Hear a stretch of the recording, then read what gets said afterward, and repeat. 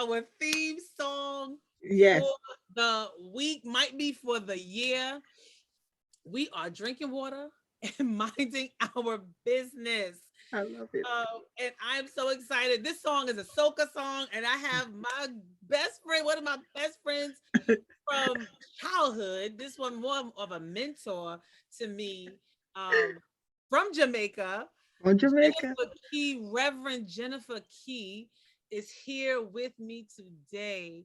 And I'm just super excited. We started, myself and my good friend, Reverend Tisha Dixon Williams, we kicked off yesterday the Drink Water and Mind Your Business Challenge. And every day we're focusing on one, hydrating ourselves, but also not only just hydrating our bodies, but really refreshing our spirits by focusing on Mhm, our business, not getting into mhm, other people's business, but dealing mhm, with our business. And mhm, yesterday's theme was self-care. Today, we're talking about minding your faith business. And I think those two things, self care and faith, fit perfectly with my conversation today with Jennifer Key, who is the author of The Divine Makeover, 8 Key Truths, taking you from a place of brokenness to living a victorious life. And let me just mhm. read her short bio. She is a licensed professional and nationally certified counselor with over 20 years of counseling and teaching experience. She has written programs that have helped strengthen and restore marriages and families. She's also provides a program for divorce recovery and healing. And in addition to running her own counseling and coaching private practice, called Keys to a Healthy Relationship. It's in Conyers, Georgia. She's also the founder of Women of Destiny and Praise, an outreach ministry for women, and Divine Diva, a women's home Bible study group. But she's also not, she has so many titles. She's also the assistant pastor of Riverside Baptist Church in Decatur, Georgia. And she serves alongside her husband, who is the pastor, Pastor Lloyd Key. And she also is a Mary Kay sales director. So this is a woman who wears many hats. But in all what she does is really all about building up the inside so that the Mhm, outside can look good, right? mhm, And then she mhm, has a mhm, Mary Kay. So if you want to do a little bit extra with the outside, you can. And I have her to thank mhm. for my foundation right now. But beyond what's written in her bio, Jennifer is a woman who I love dearly. Jennifer has known me since I was a teenager, and that was an interesting time. She was the youth director at my church, and Jennifer had an eye of discernment that I did not have an appreciation for when I was younger. Because when I was maybe, I know I was in college, maybe early college, one day I came to church. I was like one of the first times I wore like a real church outfit. I had on like this plum colored skirt suit, and I had this plum hat on, and had a bow on it. And I walked into the church, and Jennifer said, "Oh, you look like a first lady." And I was just like, this woman is crazy. I'm not going to be a first lady. And now, 25 years later, I'm a first lady. So I love, love, love Jennifer. I've had the privilege of working with her in ministry, growing up under her as a youth, and then serving alongside her when I was like the youth officer in the youth department. Right, Now we're yeah. coming back together over 20 Mhm, years later to do this. And I'm mhm. super excited to have you, Jennifer. How are you doing today? Wow, wow. I am awesome. I feel so blessed and honored. Wow. The first time you walked in Riverside, not Riverside, Great Baptist. Grace Baptist. Riverside is always Grace Baptist Church. Saw you, and you were like a butterfly. I saw a first lady, and I looked at you and I said, "That's a first lady." And I saw it in you, and you were like, "No."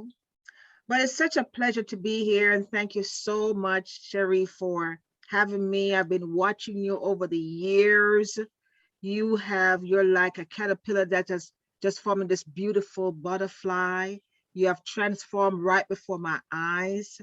And I've watched you on social media with Thrive ministry with the woman and how you have been just evolving. Love your interviews. And I'm just so honored to be a part of this interview and just to sit with you and just chat with you after all these years, 20 something years. We have not seen each other, embrace each other. So I am just so honored and I am just excited. Thank you for having me.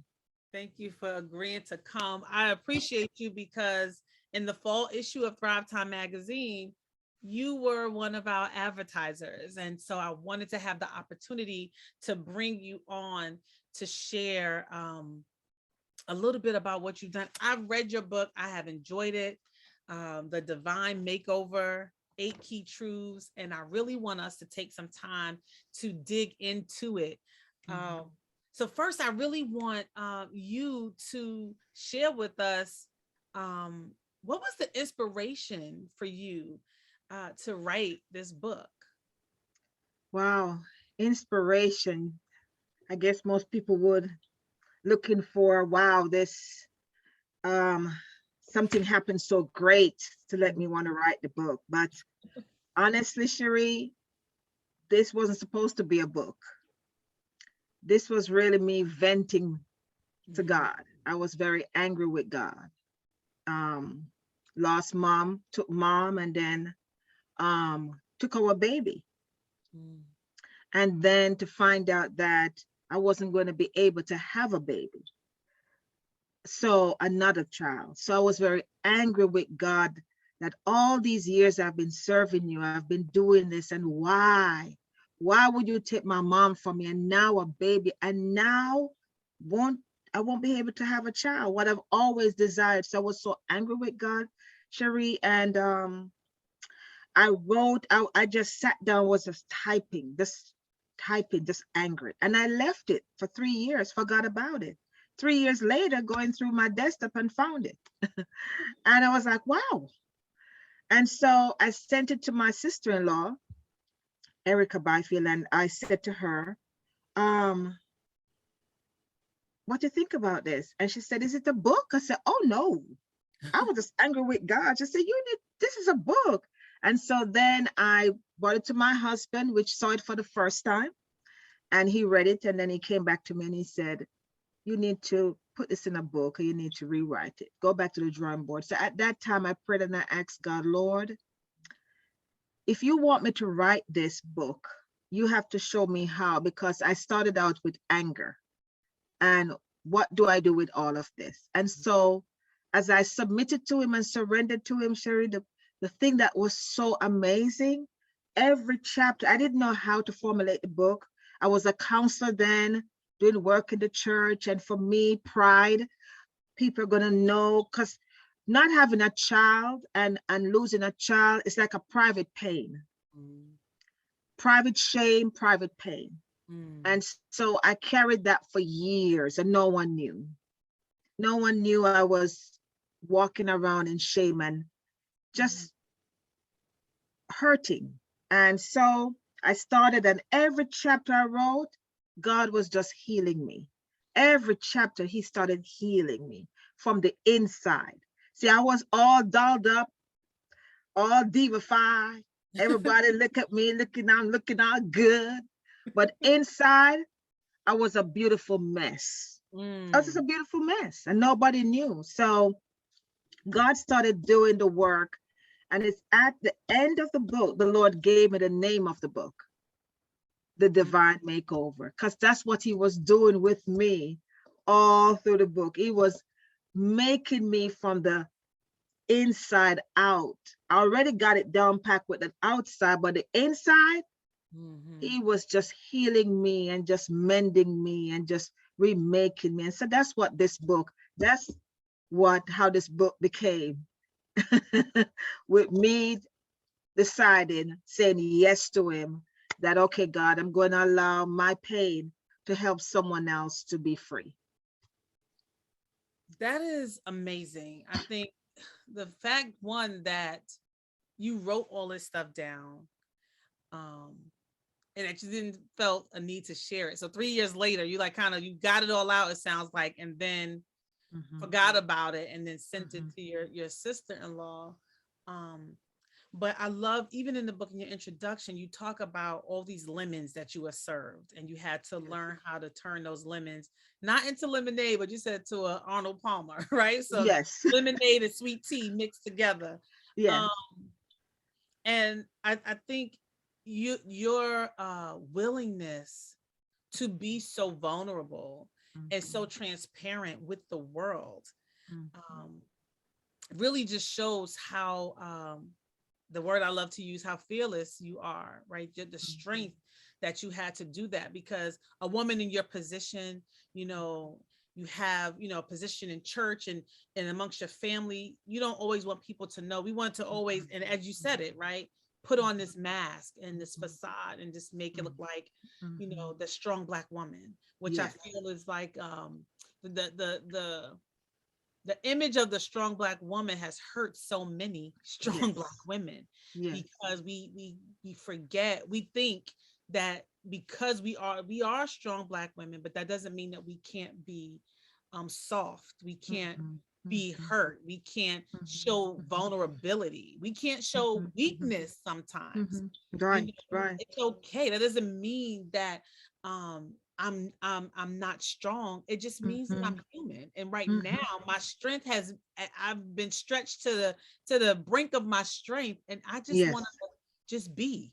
Right. Whatever Right. it is right now, I Right. just want to Right. be. I don't want to have to Yes. be strong. I just want to be. And I think Yes. this book, you give women the permission to be. Yes. And I think that's just a wonderful thing. And I want to just have you talk a little bit more. But one thing was so interesting to me. So you talk about wearing, how we wear masks, right? And I knew you when your mom passed away. You were still in New York at Grace Baptist Church of Christ in East New York, where the late Pastor Jacob and Underwood was the Yes. pastor.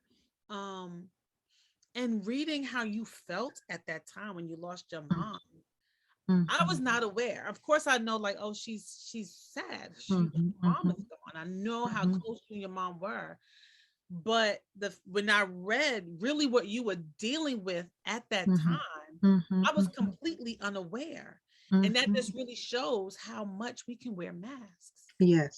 And so I want you to talk about, you talk in your book about how we have an assortment of masks that we may choose to wear, and what does that look like for us?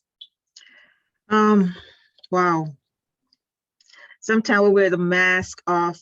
I got it all together. I got this. Yeah. And we really don't have it. We're trying to figure it out, you know. For me, my mask, the mask of strength, as you said, strong. I'm strong. I'm fine. That mask of I'm fine.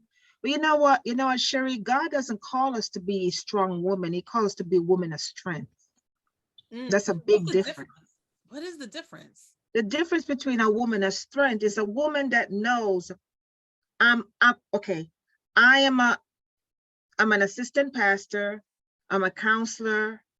I have all these different things. I have it. But then I don't have, when I'm going through, I don't have to be strong. I don't have to be like, I got it, I got it. But I just have to know where my strength comes from, which is from Christ. Yeah.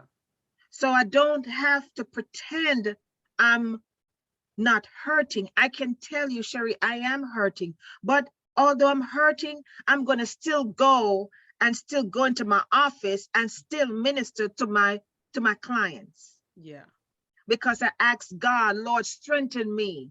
And I can even be transparent enough if I've called to preach and I'm not in a good place that I can say to the congregation, today I'm not in a good place. Pray for me. And I still go ahead and do God's work. So I don't have to be this big, strong superwoman. If I am going through, I can say to you, I'm not in a good place right now, but it doesn't take away from me being a loving wife, Yeah. you being a mother, entrepreneur. You just right now, you're just not well now. It doesn't mean forever. So we don't have to pretend. I've learned I don't pretend anymore. You Mm, ask me how I'm feeling and I'm not good. I'm not good. I'm not feeling good right now. I'm not in a good place right now, but pray for me. mm. So I don't have to wear that mask anymore. So God wants us to be a woman of strength who knows where our strength comes from and who can ask for help. But doesn't mean I'm weak. Yeah. Just right now, I just need help. I love that. I love the juxtaposition of being a strong woman versus a woman of strength. So a strong woman is a woman who really is self-reliant, Very. right? And a woman of strength is one who is dependent on God. Yes, I totally. love it. That is powerful. I think that's something we all can use. It's like some, and maybe at times I can say I'm a strong Black woman, but really I'm a woman of strength. I'm a That's it. Black woman of strength. I want to There say you that. go. There you go. I'm a Black woman of strength because you see that strong woman don't ask for help. Oh, mm. And that's That something that gets us all the time because we feel like people have an expectation of us or what we perceive yes, people's expectations of us are. And it's like, well, I can't ask for help yes. because I'm the one who's always helping everybody else. There you go. Oh, That strong woman thinks she always have to defend herself, yeah. and she always have to prove herself.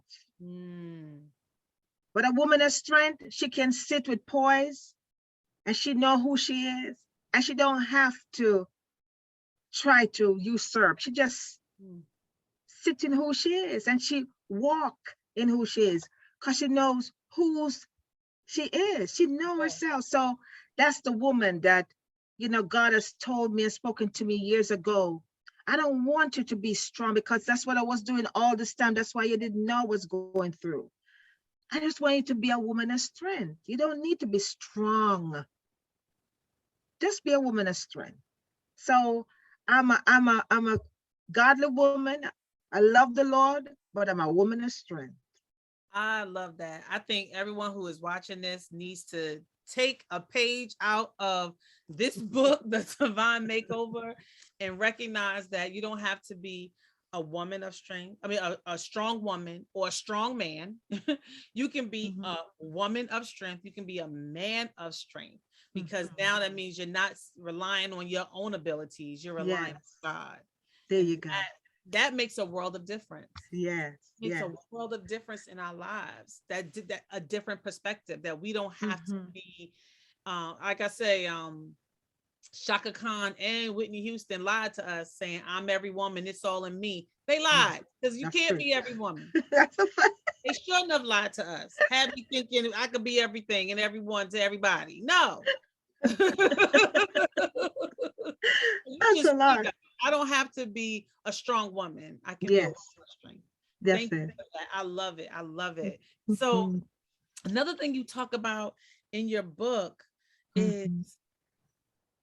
how important it is for us in order to love anybody. We first have to love ourselves. And I'm just going to Mhm. read this one quote you said. You said, we love and accept people to the degree we love and accept ourselves. So before we can love and accept anyone else 100%, we have to love and accept ourselves 100%. And then you ask Mhm. the question, what percentage of yourself are you loving and accepting today? Mm. Deep. A Mm. question we all got to sit with. Mm. That I don't, mm. Mm. That right there, having to sit with that question, I think will Mhm. help illuminate a lot for people in their relationships Mhm.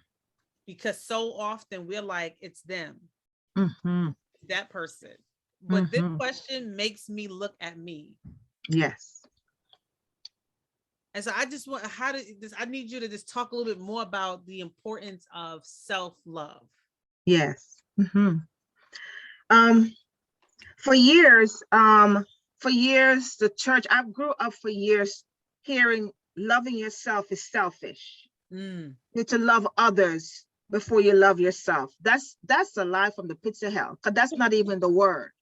Read the The people today. God doesn't even the Lord doesn't even tell us that. He said, love your neighbor as you love yourself, right? He said, love your neighbor as you love you. So the Lord already telling us that the way you love you is the degree that you love you is the degree that you're going to love your neighbor.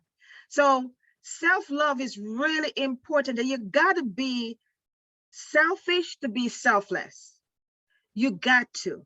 See, many of us, especially women, what we do, we latch on to people to love us, to feel loved, when that's not what it is, because it's me loving me first and becoming whole. Then the person love the woman that I love. So and then Sheree, we love people from the place where we are. So I tell my clients that a lot, especially couple. You are loving your husband from the place where you are. You're loving your wife from the place where you are. You're loving your children from the place where you are. What do I mean by that? If I am dealing with jealousy, I'm going to love it from a place of jealousy. I'm going to be jealous. I'm going to love you from that place. If I'm loving myself from a place of being very critical of me, I'm going to love you from that place. I'm going to criticize you all day long, because that's how I'm loving me. So the way I love me is a reflection of how I love you, because I am going to love you all day long the way I love me. So it's really important that we take the time out to love on us, not to wait on others to love us. And many of us, we want others, love me. You're not loving me. You're not giving me, but why should they give you more than you're giving yourself? Wow. Why should anyone love you more than you're loving you? Why? Wow. Why? Wow. That's something we got to sit with. You're saying a lot of things that we just gonna have to sit with. Like, this is really, and I think if we are uh brave enough, open enough to really honestly answer those questions, that's how we start this process of having a divine makeover. Am I right? Yes, yes. So we have to start with loving ourselves. Me. And you talk in your book about the process, how to start this process of the divine makeover. And for you, you had to figure out, where do I start? Once you recognize that you needed a makeover, you needed wait, what, how did you call God the oh man, I forgot, I gotta find it. um the divine makeover specialist. Yes. Once you came to the realization that you needed that makeover, the divine makeover specialist, to work something in you, you were like, but I have over 11 years of pain, of trauma, you know, all these years of pain. How do I sort through all of that to figure out, where do I start? So for those who are watching and they recognize, like, I need a makeover, how do they start? Now, at first I can say you can start by buying her book, The Divine Makeover by Jennifer Key. How do we start this process, Jennifer? Well, the first thing is really to admit that I need a makeover. Just like the physical, you look at yourself and you say, you know what? I'm tired of wearing this all the time. I need a new wardrobe. It's a made up mind. It's being tired of being in this place of feeling. You got to be at a place where, you know, I can't live like this anymore, with this pain and hurt and not trusting, because that's where I was, not trusting, afraid to love, not living. That you say, it's a mindset change. I cannot do this anymore. You got to get to the place where you're sick and tired of being sick and tired of just being at a place where I'm not able to receive love or to give love the way God intended. And I am constantly going through this cycle of sad, low self-esteem, wanting people to love me, just this whole cycle. And I asked some questions that really is important. And I asked, that helped me. As I said, you have to have a made up mind to allow the Lord to make you over from the inside out, from the inside. And then you have to be tired of pleasing people, because sometimes we're so tired of pleasing people, tired of wanting people to love you, just tired of it, trying to fit in. And then tired of wearing, as I said, different masks, just tired. You just want to be you. I've had clients that say, Miss Key, I don't even know who I am. I don't know who I am. I don't even know how to even start loving me. Well, that's where I was. I was tired of the hurt, feeling ashamed, feeling guilty, feeling condemned. I was just tired, afraid of loving, receiving love. I was just tired. And I knew, yes, I was, as I said, exercise, eat right, all that. But although I went to college, got the degrees, but I was still feeling empty and broken inside. Although all the outside, all this achievement, I just didn't feel happy. So I knew I needed something more. I needed a makeover. And the only person who could make me over is God. So I said, God, I'm ready. I'm ready to live the abundant life that you said you have for me. I'm tired of living this afraid to love, afraid to live, afraid to achieve all that you have for me. I want it all. And I knew the only way, Sheree, I was going to get it all, I had to take the time to heal. I I think that's had the to. operative word, the time part. Yes. Because I think some people may think that, okay, once I, just like with NA or Narcotics Anonymous or Alcoholics Anonymous, they say the first step is to admit you have a problem, right? Admit it. And Yes. so a person acknowledges, God, I need to be made over. But then people think they're going to pray that prayer, go to sleep, wake up, and they're done. They're made over. And just as it was over years, it was over time that caused you to, be this person right now that, over time you got worn down. Over time, you just got exhausted. You got weary. You lost your self-esteem. All that happened over time. Yes. I think we also have to give ourselves time to heal. Yes. Right? A cut, no matter how deep or how shallow it is, still takes time. It doesn't heal overnight.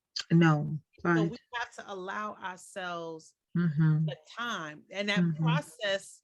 And I think you talk about in your book, right? Just going through that process. Sometimes we give up too soon. Yes. Yes. And that's the challenge. Many of us will say, yes, I want it, but it comes with pain. It comes with tearing. It comes with cutting. It comes with losing you. You got to give you up so you got to really surrender. And you got to be vulnerable and transparent. And so many times, many of us, we quit because sometimes we got to go back to get that root out. We got to go back to the source of the pain. And many times, many of us don't want to go back to that source of the pain. We prefer to continuously band-aid, band-aid, band-aid, band-aid. But we're still going through the cycle every year, because all we're doing is band-aiding. because we refuse to go back. Allow God to take us back to the source, to root it out so that we can now heal and grow. But it takes time. It takes a made up mind. It takes boldness. You got to be brave. You got to start loving you. And really, it all takes that I'm going to start to love me. I want to love little Jennifer.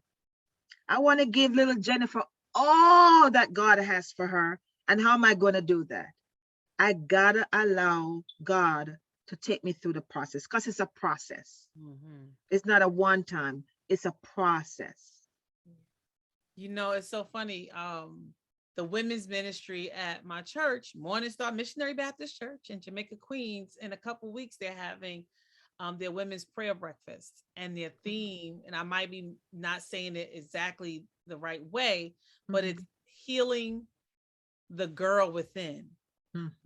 And that's what they're talking about, that going back to the little girl, the little girl who was hurt. Yes. And you know, we think about a lot of who we are is based on childhood experiences, good or bad, right? Right. Much of how we do things is based on childhood experiences. Yes. Right. And so for me, something real basic, growing up, when I woke up and I got out of my bed, I had to make up my bed before I left the house. Almost like as soon as I got out of the bed, I had to make up the bed.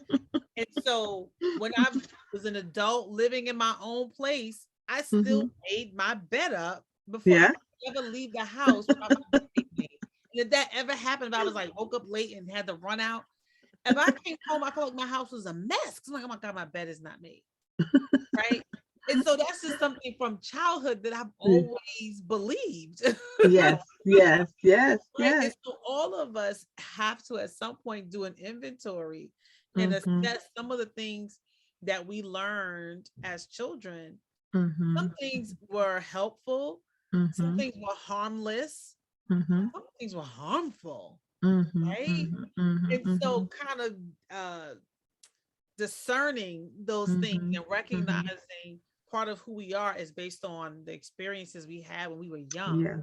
Yes. And to your point, those things that hurt us, we can't keep putting a band-aid over it. You may have to have surgery. Yes. You know, over-the-counter medication isn't gonna work anymore.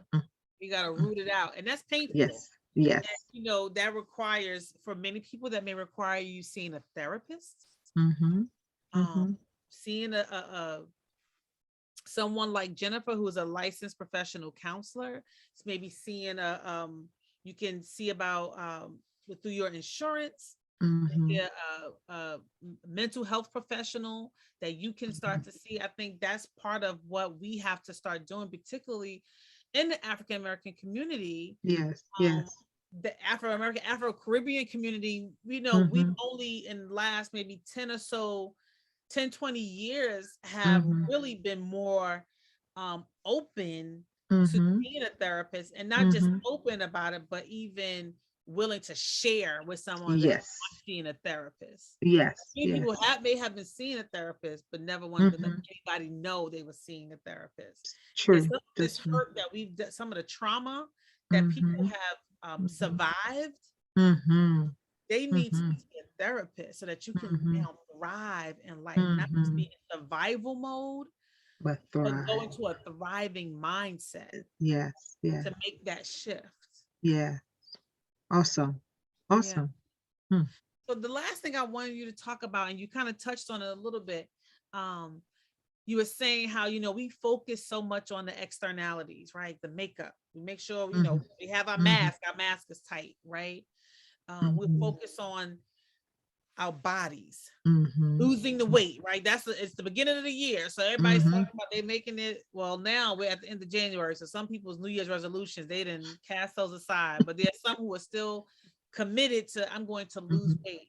And so you talk about, you know, sometimes our focus is skewed, that we're so focused on the physical weight, but there's some emotional weight that we need to shed. So can you talk more about that?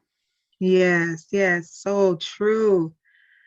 Oh, wow. We spend so much hundreds millions with the weight, liposuction, all these different things that we do with losing the weight. But then that emotional weight, that it doesn't matter how much liposuction, how much weight we have lost. If we're still carrying around emotional weight, we're still carrying around baggage, we still weighed down. So all the different things, losing weight, exercise, liposuction, any of those, all good, all good. But we cannot put aside not dealing with the emotional weight that will weigh us down. And many times those emotional weight are years. We have been carrying them around for years. And all we do is distract ourselves from it, self-medicate ourselves from the emotional weight, wear the mask so we don't have to deal with the emotional weight. But it's important. So we'll find what I found, Sheree, is that many women and men will work on losing the weight, put in all the energy and the time. But then that emotional weight, that baggage of the past, mistakes, the unforgiveness, the lack of trust, that hurt, that divorce, that rape, all of that, all emotional, that physical abuse, that mental abuse, all of that is still there that they have not dealt with. Yeah. And so, yes, they've lost a lot of weight, but they're still carrying around.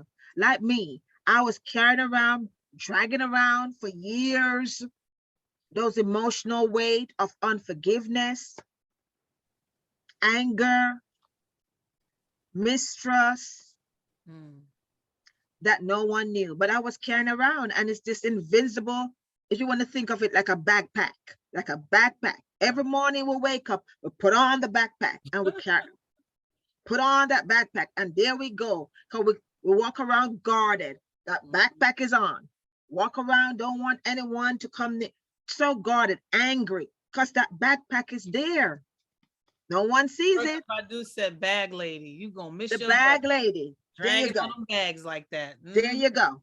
And so many of us carrying around 20 years of emotional weight, 30 years, 50 years, 10 years, 12 years of this emotional weight that they have been carrying around for years, and they refuse to let it go. They refuse to work on it. They refuse to shed those weights. And so they never really live, and I come back to it again, the abundant life that God wants them to live and to walk in the purpose the way God wants them to, because they refuse to let go those baggages. Refuse. That's powerful. That's powerful. And I think you said it earlier about yourself, right? That you were so busy, you look good on the outside. You said, but inside I was a beautiful mess. And so while we can be slim, trim, and all that on the outside, we got a whole lot of fat, all this stuff that's just this inside. We're just unhealthy. We look healthy on the inside, on the outside, but on the inside, all this, we're emotionally unhealthy. Yes. And so I think, you have said so much to get us on the road to having a divine makeover. And we only touched a little bit in this book, right? So you're telling us that we first need to admit that we need to be made over. Yes. And we have to be open to allowing God to do the work. The work. Yes. Right? To pull out those things. Yes. Expensive surgery. Yes. And we got to give ourselves time. We got to give ourselves time to heal. And the most important thing is we have to learn to love ourselves. Yes. We got to answer that question. What percentage of yourself are you loving today? I think that right there is something that I'm going to be sitting with for a minute. Right? You all got to sit with that one and say, can I honestly say I love myself 100%? And if there's some things I don't love about myself, okay, so then what do I do about it? Yes. Because I want to be a whole person, because I want to love whole. Yes. So before we end, I wonder, is there anything that you want to share with our listeners today? Anything, um, as we are on this drink water and mind your business challenge, and we are looking on the inside, we're focusing Yes. on us, on our business. Yes. Any final words that you want to share? I love the challenge that you're on. Drink water and mind your own business. And and you know what? My beauties that are listening, and I'm talking specifically to women at this point. Um, take a chance. Take a Mm, chance on yourself. Take a chance to start loving you, not waiting on anyone to do it, but start loving you and minding your own business, changing you, mind your own business, walk in your own shoes. Don't look to the left, don't look to the right, because you know what? God has so much for you. That's the thing. He has so much for you, and He has places for you to go, and people for you to see, and doors for you to go through. But if you don't allow Him to do the makeover, you'll never achieve it. And my greatest fear is to die and never accomplish or achieve all that God has for me, mm, because I was so afraid and I refused to allow God to make me over. mm, So I encourage you, and I'm telling you, give him a chance. Give this surgeon a chance. mm. Give your daddy, I call him daddy, give him a chance, because he has the best for you, wants the best for you. And look here, you ain't seen nothing yet what God has for you, but if you just give him a chance, you will never regret it, because he's one daddy that wants the best for you. But the only way you're going to get all that he has for you is to make up your mind to start loving you and to allow him to love you the way he wants to. So I pray that today that you will make up your mind to take the chance to allow God to make you over. Yeah. Thank you, Jennifer. And I think the best way to go out, we're going to go out the way we came in. We're going to go out on our song, and we Yes. drink some water, and we're going to mind our And business. mind your business. Yes. Drink it up again.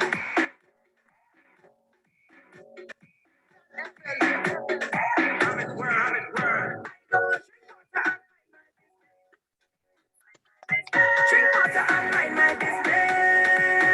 I go drink water and mind my business. Mind my business. Drink water and mind my business.